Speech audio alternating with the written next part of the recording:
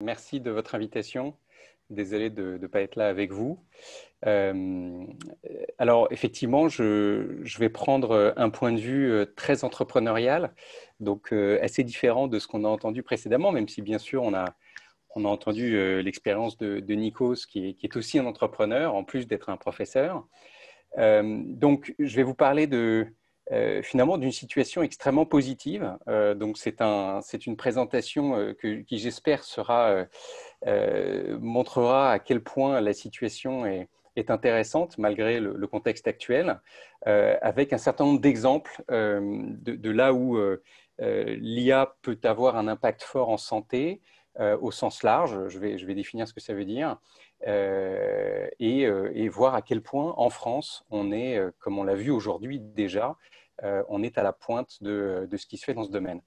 Alors, comme je suis entrepreneur, bien sûr, je vais commencer peut-être par parler d'un impact. Attendez, je vais voir si je peux. Voilà, d'un impact économique et social. Sans rentrer dans les détails, il y a eu de nombreuses études qui sont parues depuis quelques temps, depuis 2-3 ans, pour essayer de déterminer l'impact économique du numérique et plus précisément parfois de l'IA en santé. Et on peut dire que les chiffres sont assez vertigineux, puisqu'on parle d'impacts qui se chiffrent en dizaines de milliards d'euros. Hein, ce sont des chiffres pour la France, avec, comme vous voyez ici, un certain nombre de catégories, par exemple ici, qui sont déterminées. L'autonomisation du patient, la dématérialisation et l'échange des données, la télémédecine qu'on connaît bien, l'automatisation d'un certain nombre de choses, et puis la transparence et l'aide à la décision. Alors, on ne va pas rentrer dans les détails ici, et il y a encore plus de détails qu'on peut trouver dans ce rapport. Par exemple, ça, c'est un rapport de l'Institut Montaigne qui vient d'une étude aussi publiée par McKinsey, où on peut regarder ligne par ligne, bien sûr, et on a déjà aujourd'hui finalement entendu des exemples de ce qu'on peut lire dans certaines lignes, bien sûr, sur l'aide à la décision, par exemple, l'optimisation des parcours de soins. Mais j'aimerais justement vous parler de cet impact maintenant, forcément, pas forcément économique. D'abord, au niveau sociétal et social, on a un vrai boom de la création d'entreprises dans le domaine de la santé d'une part, mais en particulier de l'IA en santé. Alors là, c'est une petite diapositive un peu rigolote pour montrer un certain nombre d'acteurs un peu dans le monde entier. Je n'avais pas la slide qui montre les acteurs français. Elle est aussi extrêmement intéressante, et donc je vais vous parler un petit peu de certaines de ces sociétés en France, de ce qu'elles font, et d'un impact qui ne se situe pas forcément là où on l'attend, parfois dans des domaines qui sont peut-être un peu moins glamour que certains autres, mais qui sont pour le coup extrêmement importants. Alors, bien sûr, on est dans un colloque sur l'impact de l'IA en imagerie, sur le diagnostic, et c'est la première chose à laquelle on pense. Quand on pense à l'IA, on l'a entendu aujourd'hui de très nombreuses fois, on pense bien évidemment à l'impact que peut avoir l'IA sur la lecture automatique d'images. Et on a des sociétés, par exemple, comme Therapixel. Donc, vous avez vu mes disclosures, dont j'ai la chance d'être le président, qui s'attaquent aux problèmes extrêmement épineux et difficiles du dépistage du cancer du sein, un cancer qui malheureusement touche une femme sur 8 durant sa vie, avec des problèmes qu'on va retrouver d'ailleurs tout au long de ces différents exemples, du fait qu'on manque de radiologues spécialisés dans le cancer du sein, et que bien sûr les performances des radiologues varient selon l'expérience, selon la spécialisation, selon l'endroit, selon la formation, etc. Et que donc l'IA peut apporter énormément. Donc ça, c'est un immense marché avec, comme on le voit ici, par exemple aux États-Unis, 40 millions de mammographies ou en tout cas d'imagerie diagnostique de dépistage qui sont faites par an aux États-Unis. Donc, Therapixel utilise un algorithme que la société a développé intégralement et qui a gagné le Grand Prix mondial dans ce domaine, donc qui réunissait 1200 compétiteurs et qui a montré des performances assez exceptionnelles. Donc, il y a eu un prix qui a été remporté, donc, le prix de ce Dream Challenge. Et depuis 2017, où on a gagné ce prix, eh bien, on a transformé l'algorithme en un véritable produit utilisable et utilisé déjà tous les jours par de nombreux radiologues, qui permet au radiologue, sans changer du tout sa façon de travailler, le radiologue a toujours son écran très spécifique, mais va avoir à côté un autre écran sur lequel on va lui montrer, bien sûr, les images du sein de la patiente et indiquer des zones qui sont potentiellement positives, c'est-à-dire qui montrent une zone d'intérêt qu'il faut regarder. Et on va plus loin, et c'est là où c'est très intéressant, je pense, et on doit aller vers ça, c'est qu'on va montrer un score qui a été approuvé aujourd'hui par la FDA et pour lequel on a aussi le marquage CE, un score qui va permettre de distinguer des zones où l'algorithme est totalement certain, donc il n'y a pas de faux négatif d'un côté, pas de faux positif de l'autre, des zones où on dit au radiologue, soyez vigilants, il y a très peu de faux positifs ou très peu de faux négatifs selon où vous êtes, mais quand même, il faut être vigilant. Et puis une zone où, au contraire, il faut vraiment passer plus de temps parce que l'algorithme est tout simplement incapable d'avoir un score qui est supérieur à 70% et donc pas intéressant. Donc ça, on voit bien le chemin qu'on est en train de parcourir. On part d'un état qui est qu'il n'y a pas d'assistance au diagnostic à en tout cas une automatisation partielle, avec d'abord une supervision forte de la part du radiologue, et puis peut-être demain une supervision beaucoup plus légère, voire, et on va le voir dans d'autres cas que je vais vous montrer, une automatisation qui sera optimale, pas totale mais optimale, où le radiologue ne sera tenu de lire que quelques mammographies qui auront été sélectionnées.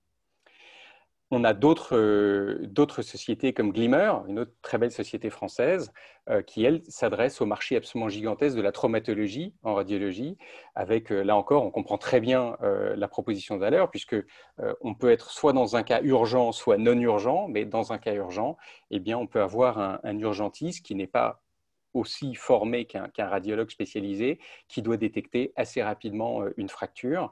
Et donc là, l'idée, c'est de sécuriser le diagnostic, de gagner du temps et d'avoir un temps d'accès au traitement qui soit réduit. Donc là, encore une fois, on a, grâce, j'ai envie de dire, au génie français, on a des très très belles performances où on montre que l'algorithme est supérieur aux radiologues, aux urgentistes, et qu'on a une réduction significative de 30% des fractures qui sont ratées lors de l'examen radiologique.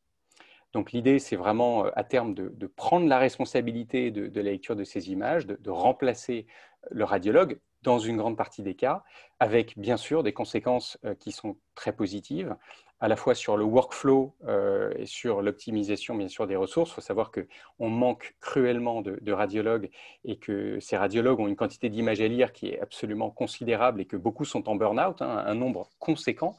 On parle de 10 à 20% des radiologues qui sont en burn-out aujourd'hui, et avec des conséquences, encore une fois, quand on rate une petite fracture, qui peuvent être très délétères, avec ensuite, bien sûr, de la recalcification qui se fait au mauvais endroit, etc. Et donc, là, on peut éviter ce genre de problème.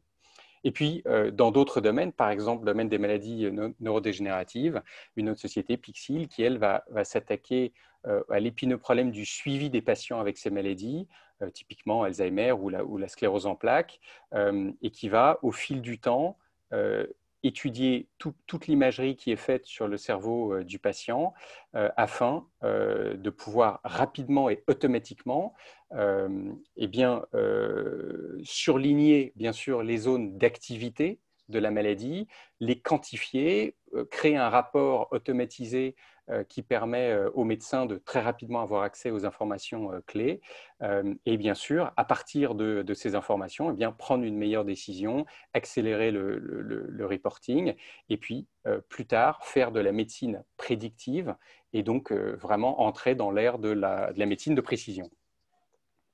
Alors, euh, je, je fais une sorte de petite pause, de petite digression ici, parce qu'il y a quelque chose que je trouve très intéressant dans l'impact de l'IA, et ça fait suite à cette présentation très courte sur les méthodes d'imagerie, qui est l'impact culturel. En fait, on parle tellement d'IA depuis quelques années, c'est devenu tellement hype, hein, tellement tarte à la crème, on peut dire, mais bien sûr tellement pertinent, qu'il y a une demande explosive des professionnels de santé pour l'IA, parfois un peu irrationnelle. On a l'impression que on ne peut plus faire un dispositif médical sans qu'il y ait de l'IA dedans. Donc, voilà, donc, en particulier, par exemple, pour interpréter des images, mais ça peut être pour d'autres choses. Donc, ça veut dire que ça met une pression supplémentaire sur l'industrie des technologies de santé dont je fais partie. Alors, bien sûr, c'est aussi une opportunité, mais c'en est devenu presque amusant de voir à quel point voilà, il faut mettre de l'IA un peu partout.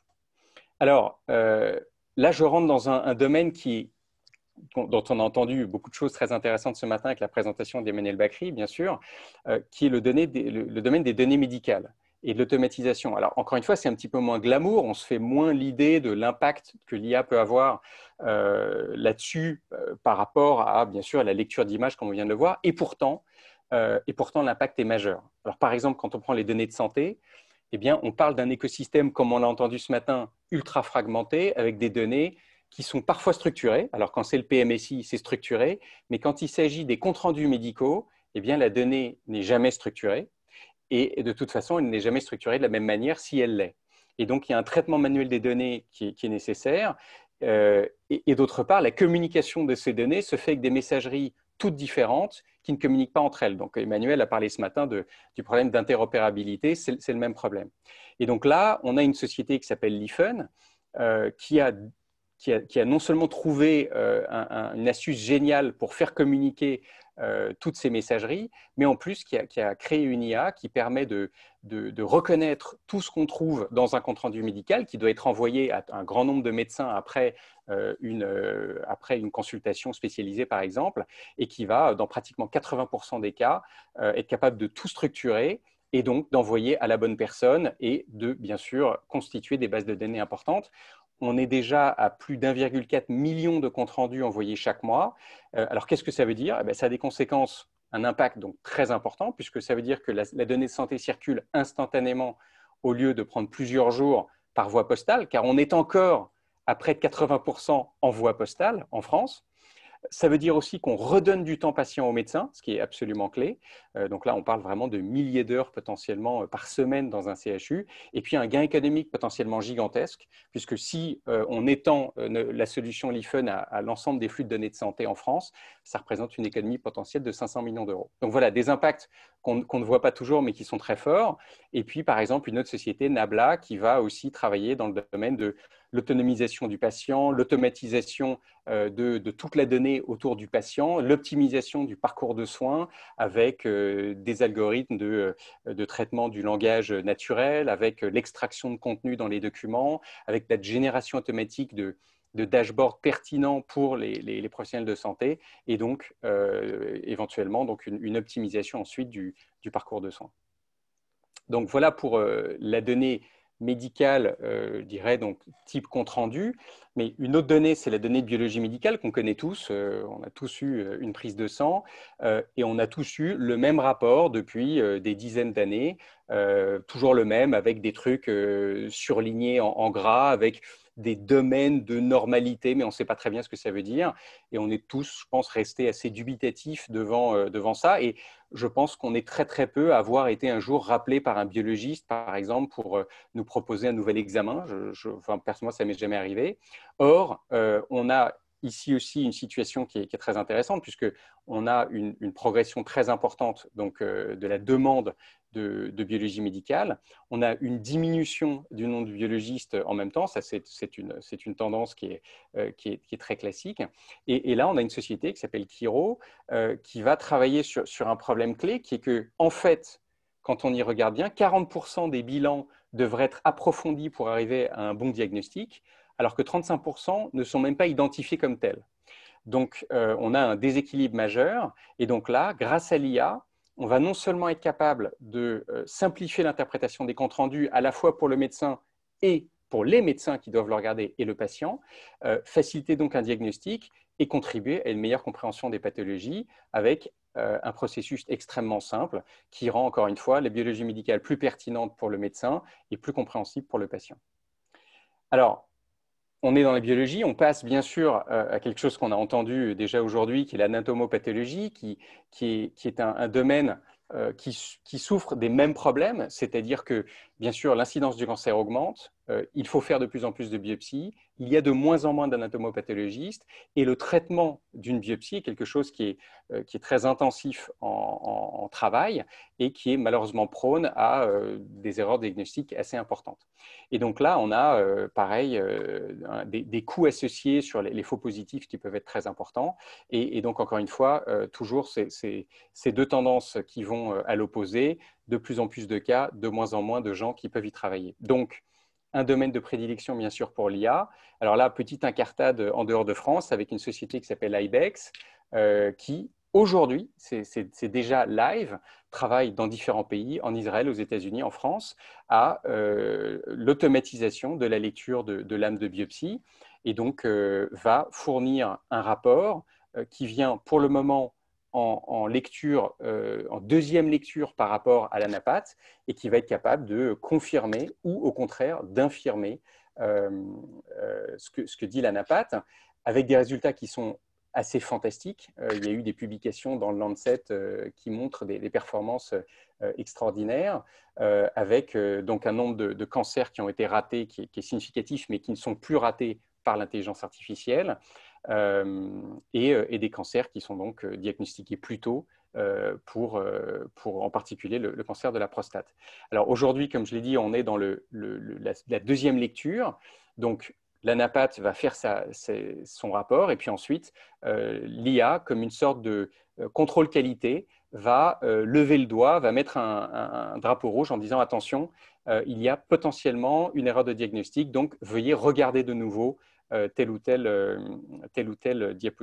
tel slide pour ensuite confirmer ou infirmer le rapport. Mais bien sûr, le but, c'est de passer à la première lecture et de faire tout le travail, créer la worklist, avoir ensuite toute la lecture d'images, faire bien sûr les inférences dessus, puis faire un rapport et encore une fois, ensuite fournir à l'anapathe la possibilité de ne regarder que les cas qui pourraient être litigieux, avec bien sûr un temps d'accès, encore une fois, au diagnostic grandement réduit et donc forcément un temps d'accès au traitement qui peut lui aussi être réduit. La semaine dernière, le patron d'Ibex me disait qu'il y avait eu 7 cancers détectés qui étaient des faux négatifs préalablement juste la semaine dernière. Donc, des performances assez exceptionnelles. Alors là, je rentre dans un autre niveau de données que je trouve particulièrement extraordinaire avec des opportunités de l'intelligence artificielle absolument fantastiques. C'est dans le domaine de la génomique. Là encore, on a un savoir en France absolument considérable et on a une problématique qui est relativement simple à comprendre. On passe de faire des panels de gènes en séquençage nouvelle génération qui sont l'équivalent de 100 pages dans un livre à faire des génomes entiers qui sont l'équivalent de 5000 livres. Donc, on a forcément beaucoup d'informations, mais aussi on a une information qui est de plus en plus complexe. Donc, on est passé de choses très simples à des multiples délétions, des variants très différents dans le génome, avec en plus d'autres données à prendre en compte, comme les réarrangements chromosomiques, l'épigénétique, etc. Et donc, on a une quantité d'informations complexes à traiter, bien sûr, considérable, impossible, ça on le sait bien de toute façon, non seulement par l'humain, mais même impossible si le système n'a pas été parfaitement conçu pour traiter ces données. C'est ce que fait une société française basée à Montpellier qui a vraiment reconçu complètement une architecture, un système d'opération, finalement un operating system pour la génomique et qui va être capable, grâce à l'IA, de traiter des quantités de données considérables avec un niveau de sécurité des données justement et de certitude sur la sécurité, sur le privacy absolument considérable et d'avoir une interprétation extrêmement puissante basée sur une analyse bien sûr complexe de la génomique mais aussi sur la comparaison avec des bases de données connues des variants qui sont publiés, je dirais, très fréquemment, quasiment au niveau hebdomadaire et donc d'aboutir à des résultats fantastiques. Et là, on a un type d'intelligence artificielle qui est assez extraordinaire, puisque cette fois-ci, on ne travaille pas sur des datasets très larges, mais on travaille sur une petite cohorte de patients, mais avec des millions de paramètres. Et on fait ce qu'on a entendu d'ailleurs aujourd'hui dans une des autres présentations, de l'IA plus déterministe, c'est-à-dire où on est capable d'avoir une grande explicabilité des résultats, ce qui est absolument important dans le contexte de la génomique et de la génétique, contrairement bien sûr à des choses qui sont plus connues comme étant des boîtes noires, où là c'est assez rigolo, mais on voit à droite que l'IA peut confondre bien sûr des petits chiots et des muffins, ce qui est bien sûr un problème si on parle de données génomiques. Enfin, pour conclure un petit peu ce rapide panorama que je trouve passionnant, eh bien, un domaine qui touche bien sûr à la santé aussi, qui est la création de nouveaux médicaments.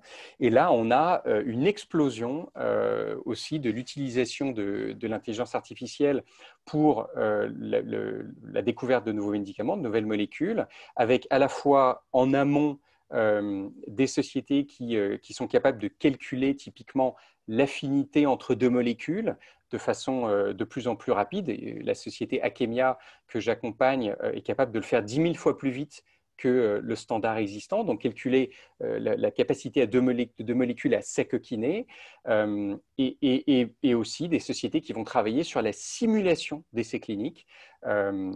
Et donc, par exemple, Nova Discovery, qui est une société française, mais bien sûr, Dassault Systèmes travaille aussi dans ce domaine. Donc, l'idée, c'est de pouvoir, bien sûr, réduire les coûts, on imagine bien, et accélérer le développement de médicaments. Et donc, typiquement, chez Akemia, eh bien, on travaille avec vraiment de la physique extrêmement profonde. Hein. C'est l'équation de Schrödinger, tout simplement. Donc, on a un code qui va à la fois utiliser de la physique et de l'IA pour non seulement calculer de l'affinité entre molécules, mais ensuite designer des molécules, des petites molécules qui vont être particulièrement affines avec une molécule cible.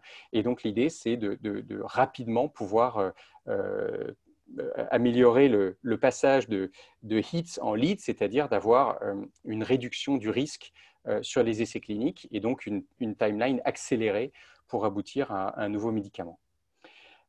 Voilà, donc pour résumer, je dirais que l'IA en santé vraiment a un impact potentiel encore, mais déjà concret, majeur et très transversal. C'est vraiment, on le voit bien, avec trois messages. Il y a une activité de recherche en IA en santé qui est exponentielle. Il y a des tas de rapports qui sont sortis qui montrent le nombre de publications dans ce domaine qui est absolument considérable. Mais il y a aussi un boom de la création d'entreprises innovantes en santé en général, en technologie de santé et en grande partie grâce à l'IA. Et encore une fois, je mets là la santé au sens large. Hein, c'est autant le traitement de la donnée, la communication que tout ce qu'on a vu. Et donc, c'est une opportunité que je crois qu'on peut tous considérer comme jamais vue auparavant, de transformation profonde des systèmes de santé, des méthodes diagnostiques, de l'organisation des soins, du travail des médecins, des chirurgiens, des biologistes, etc., qui peut considérablement améliorer l'accès aux meilleurs soins et bien sûr les soins en général pour l'ensemble de la population. Voilà, si vous avez des questions, je serais ravi d'y répondre. Merci beaucoup.